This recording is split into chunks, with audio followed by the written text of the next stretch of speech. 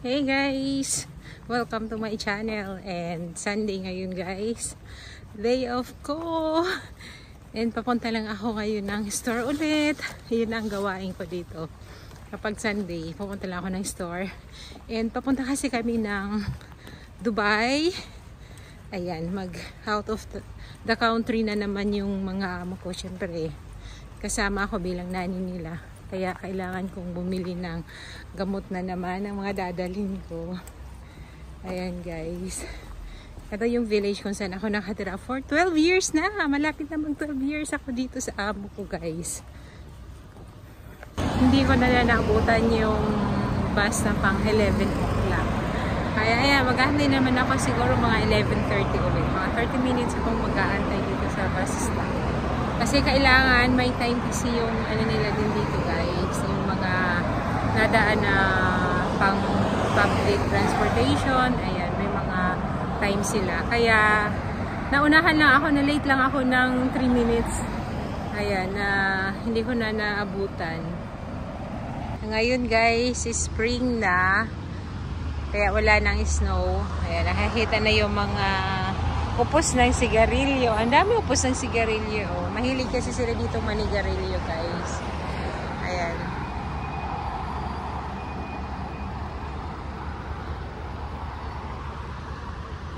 And guys, nakarating na ako dito sa Molodchnaya.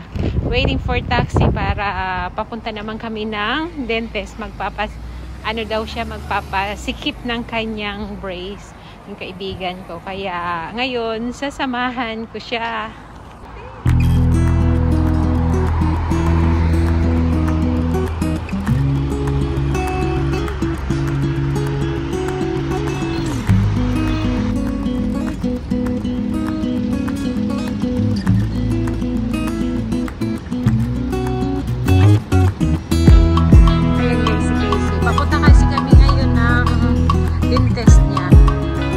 Papasikip ng kanyang brace. Sinamahan ko lang siya. Building dito, no? Tsaka napakalinis talaga. Ayan yung best friend mo. Close kayo? Alam mo kapag may halaman na to, ganda na, no?